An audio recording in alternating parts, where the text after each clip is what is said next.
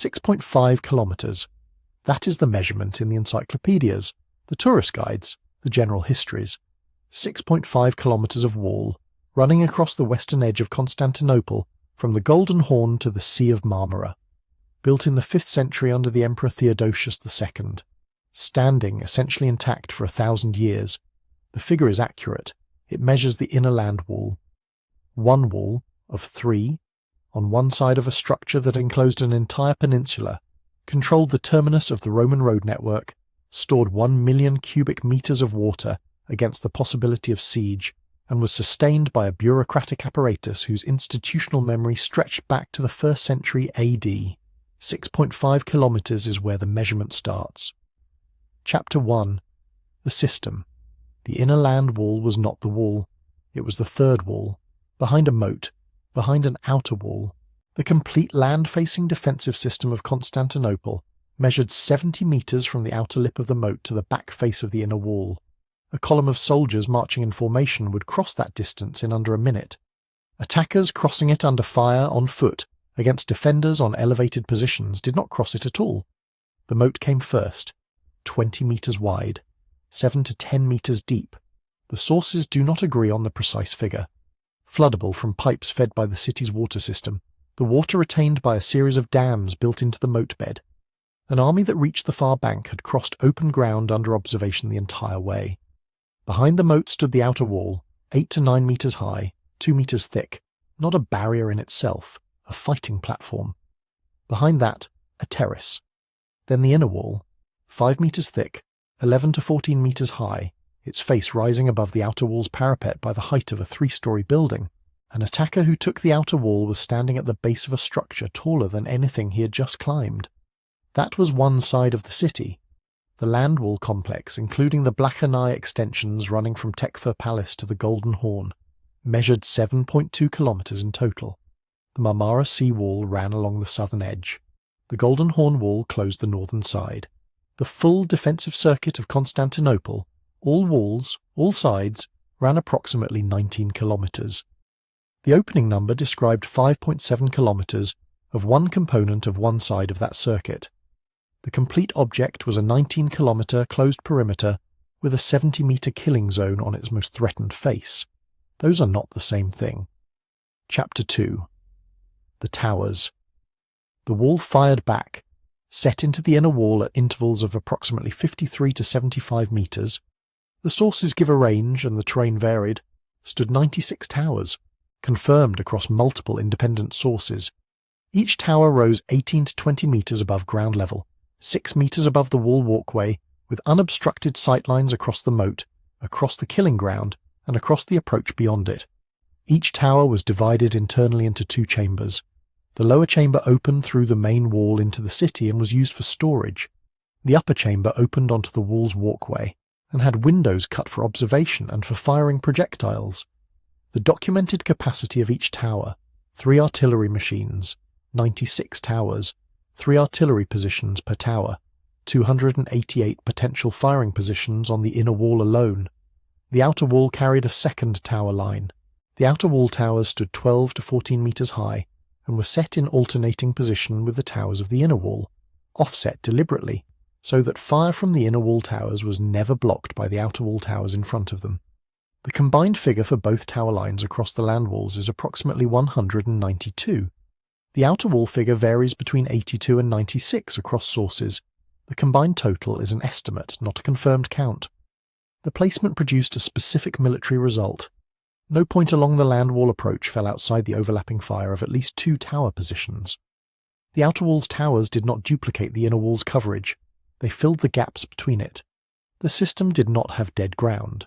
The 19-kilometre circuit now carried approximately 192 towers across its land-facing edge alone, each an independent elevated firing platform, each positioned to cover the approach its neighbours could not directly reach. The wall was not a barrier that happened to have towers built into it. The towers were a weapon system that happened to be built into a wall. This channel builds these counts one layer at a time. The garrison, the water system, the breach, all of it is still ahead. Subscribe now and you will not miss where this number ends up. Chapter 3. The gates. The wall had 9 confirmed main gates. That figure applies to the Theodosian section alone. Of those 9, only 3 can be identified with certainty from contemporary sources: the Golden Gate, the Gate of Region, and the Gate of Carisius. Byzantine writers recorded more names than there were gates. Many names changed during the Ottoman era. The physical gates survived better than the documentation of them. The Golden Gate stood at the southern end of the land walls. It was not named for decoration. Its doors were gilded bronze. Its towers were faced with marble. Above the central arch, bronze statues of the Emperor Theodosius and an elephant quadriga marked the terminal point of the Via Egnatia, the Roman road that ran west through Thrace, across Macedonia to the Adriatic coast and connected by sea to Rome itself. Every triumphal entry into Constantinople for 1,000 years passed through this gate. Every emperor returning from campaign, every diplomatic procession arriving from the Western Empire. The road network of Rome terminated here, at a gate in a wall. The Golden Gate was also a fortress within the fortress. Reinforced by transverse walls across the Peribolos, it could function as an independent defensive position. The Emperor John VI Cantacuzénos, writing in the 14th century, assessed it as capable of holding supplies for 3 years and resisting, if necessary, the entire city itself. A garrison was stationed there permanently. At the northern end of the land walls, the Gate of Carisius sat at 77 metres elevation, the highest point of the old city. Constantine XI established his command post there during the final siege. On 29 May 1453, Mehmed II entered Constantinople through that gate. The road that had carried Byzantine emperors into the city carried the Ottoman Sultan out of it. Access across the moat at each gate was controlled by wooden bridges, removable during siege. The gate controlled entry to the city. The bridge controlled the gate. In the event of attack, the mechanism was simple. The bridge came up, and the road network of an empire stopped at the edge of a ditch. The 19-kilometre circuit now carried approximately 192 towers and 9 confirmed main gates, each a threshold between the empire's road network and its capital, each engineered to be closed. The question the wall had always answered was not whether an army could breach the stone. It was whether an army could cross the ground in front of it, climb what was behind the ground, and then do it again. The gates were the points where that question had a different answer, where the wall could be opened or left open by the people inside it. The gates were the points where the wall could be opened by the people inside it. Chapter 4. The Garrison. The wall required people to operate it. 19 kilometres of circuit. 1 soldier per metre to man it adequately. The standard military planning figure. The required garrison, 40,000 to 50,000 soldiers. That estimate comes from military historians, not from a surviving Byzantine document. No Byzantine source records a target garrison strength for the walls. What the sources record is the deliberate policy behind the number. Constantinople positively objected to the presence of large numbers of soldiers in the city. The walls were the force multiplier. The garrison was never designed to match an attacking army in the field. It was designed to operate a system, to place defenders on elevated positions behind a moat, behind overlapping tower fire, behind walls that an attacker had to breach 3 times to cross. The walls made a small garrison sufficient. That was the calculation. It held for 1,000 years.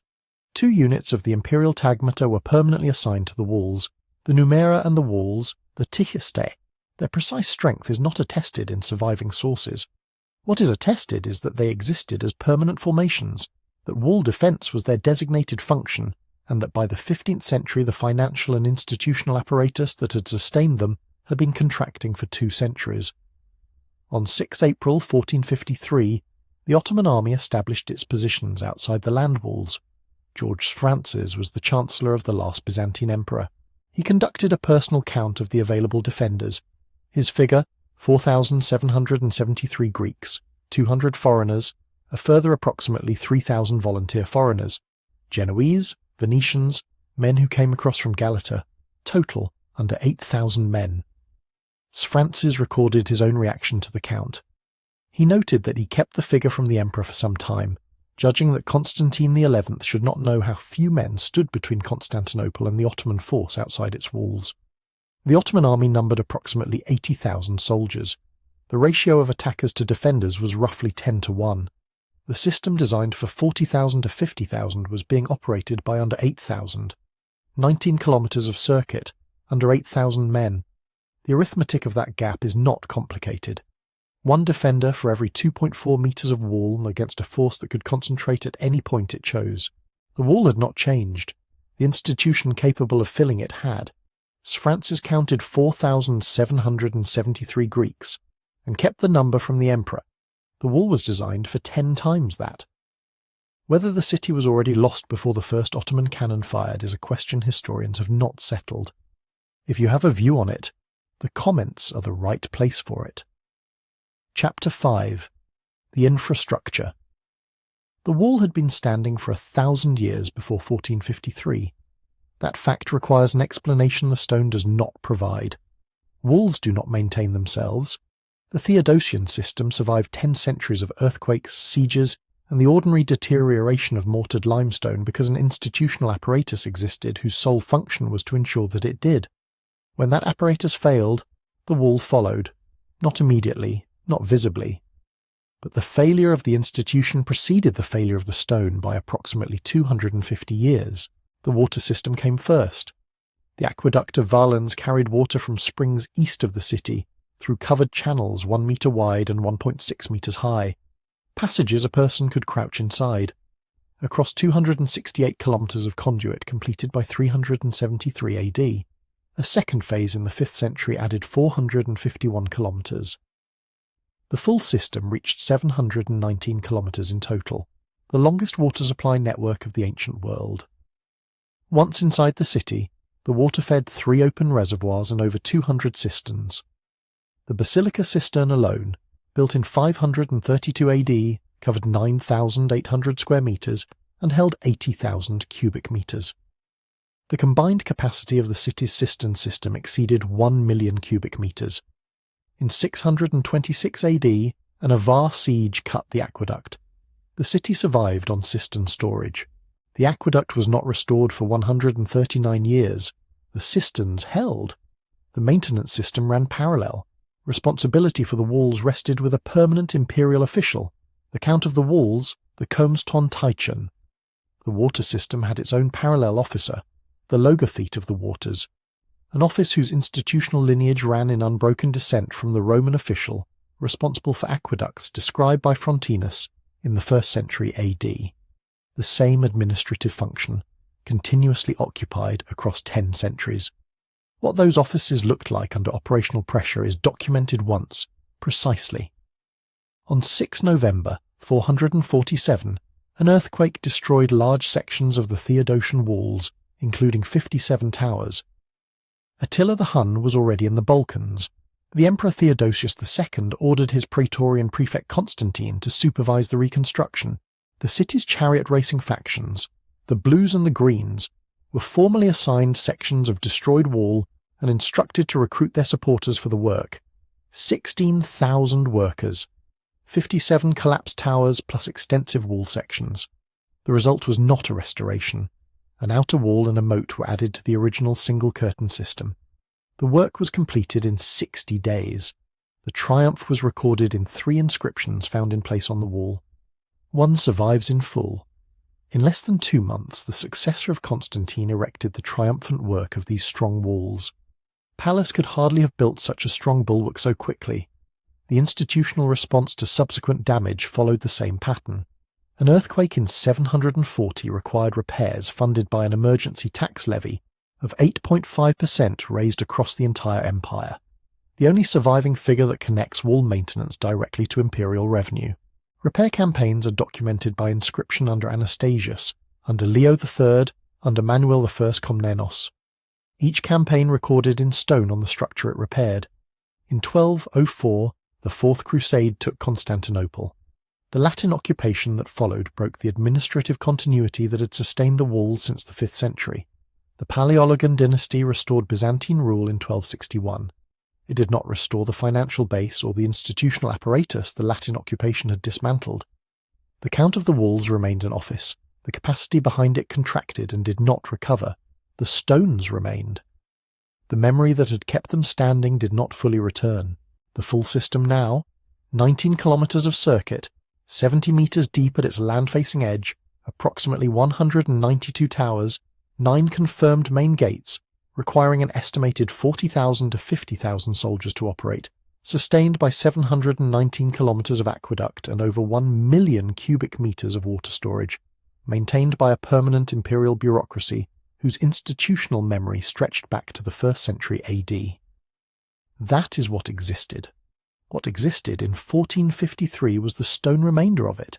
If you have watched this far, you're exactly who this channel is made for. The subscribe button is below. Chapter 6. The Breach. The wall did not fall at its strongest point. The Mesoteichion sat almost at the midpoint of the Theodosian land walls. The Lycus River entered the city there, passing beneath the wall through a culverted channel. The river valley created a natural depression in the ground, a dip in the terrain that reduced the relative height of the walls above it, and allowed Ottoman cannon to be positioned on elevated ground on both sides of the valley, concentrating fire on the same section from 2 angles simultaneously.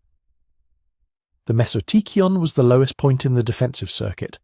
It was where Constantine XI positioned himself. The Ottoman cannonade began on 6 April 1453. It continued for 53 days. The largest Ottoman cannon, cast by the Hungarian engineer Urban, fired a stone ball weighing approximately 500 kilograms. It could be fired 7 times per day. The recoil required it to be reseated in its platform after each shot. The wall it was firing at had been built to resist the siege technology of the 5th century. It had been maintained intermittently since 1261 by a dynasty that lacked the financial resources to do the work the structure required. The defenders repaired the walls at night. Giovanni Giustiniani, the Genoese commander, built a rubble stockade behind the breach, rather than attempting to restore the original wall under fire. The breach at the gate of St. Romanus was held. It was still being held on the night of 28 May. The city fell through a postern gate. The Kerkerporta was a small secondary gate in the Blachernay wall, at the northern end of the land wall complex. Its precise function in the final hours is recorded in 4 independent contemporary accounts: Sfrantz's, Barbaro, Ducas, Chalcocondel's, and all 4 agree on the essential fact: it was found unlocked. A Turkish column passed through it into the city. The defenders at the Mesoteichion heard fighting in the streets behind them. The line that had held for 53 days collapsed within minutes. Constantine XI was last seen on foot at the breach, having removed his imperial regalia. His body was not recovered. Mehmed II entered the city through the gate of Carisius, the gate at 77 metres elevation where Constantine had established his command, on 29 May 1453. The full revised number, not 6.5 kilometres. A 19-kilometre closed circuit, 70 metres deep at its land-facing edge, approximately 192 towers, 9 confirmed main gates, sustained by 719 kilometres of aqueduct and over 1 million cubic metres of water storage, maintained by a permanent imperial bureaucracy for 1,000 years, requiring an estimated 40,000 to 50,000 soldiers to operate, defended in its final siege by under 8,000, held for 53 days, opened by an unlocked postern gate. The physical system had not failed. The Mesoteichion breach was being repaired nightly. Giustiniani's rubble stockade was holding. What had failed was the institutional capacity to garrison the system at anything approaching its designed requirement, a failure that had been accumulating since 1204 across 249 years, through a dynasty that inherited the stones without the means to sustain what the stones demanded. The inscription from the 447 reconstruction was still present on the wall in 1453. Carved into the stones of the structure, the Ottoman cannon was reducing to rubble. It recorded what 16,000 workers had accomplished in 60 days under the direction of a state with the institutional capacity to mobilize them. The men defending the Mesoteichion could have read it. Ottoman artillery required 53 days to undo what those workers had built. The inscription and the rubble occupied the same stones at the same time. No number in this script contains that.